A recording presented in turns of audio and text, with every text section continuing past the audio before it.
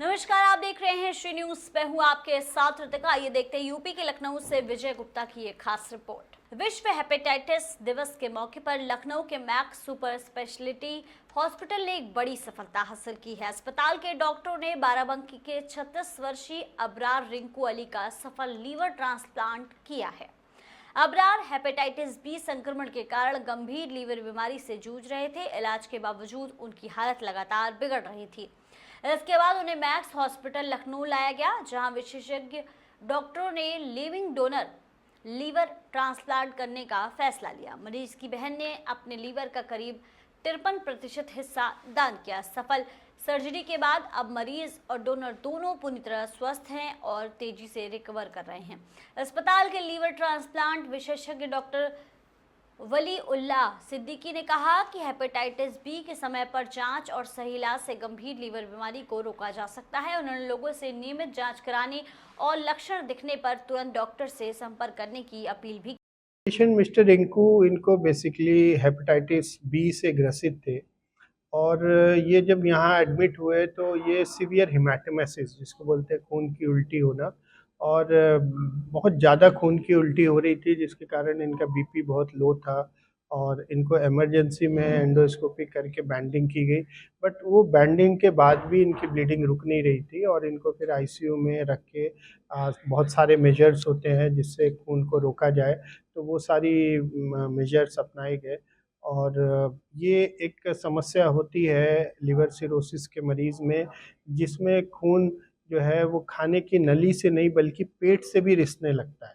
तो जब तक खून खाने की नली से रिसता है उसको कंट्रोल करना एंडोस्कोपिकली आसान होता है, लेकिन अगर ये खून पेट से रिसने लगता है तो इसको कंट्रोल करना थोड़ा-सा गंभीर होता है और ये थोड़ा-सा समस्या की चीज़ होती है। इनको वो वाली प्रॉब्लम थी जिसकी वजह से खून की उल्टी रुक नहीं रही थी और अल्टीमेटली इनको बड़े सारे उसके लिए बीआरटी और तरीके होते हैं वो करके इनकी ब्लीडिंग को रोका गया।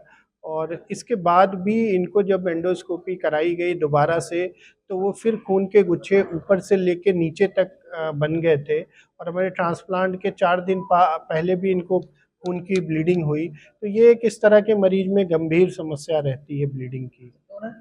इनकी सिस्टर थी एंड शी इज़ अनमैरिड, अभी शादीशुदा नहीं है। She is young and she came forward अपने भाई के लिए। वो आगे आई और मैं उसकी सराहना करता हूँ इस निर्णय का। And she is absolutely fine, उनको किसी तरह की कोई समस्या नहीं है। उनको हम लोग ने ऑपरेशन के छठे दिन डिस्चार्ज कर दिया था और वो बिल्कुल हर तरह से स्वस्थ हैं, कोई समस्या नहीं है। डोनर को मोस्ट ऑफ द टाइम हम लोग बहुत प्रॉपर इवैल्यूएशन करके ही लेते हैं और donor is almost risk free. अगर उसको किसी भी तरह का रिस्क रहता है, समस्या रहती है, तो ऐसे डोनर को नहीं लिया जाता है। हेपेटाइटिस बी होने का जो मुख्य कारण होता है वो होता है ब्लड कंटैक्ट।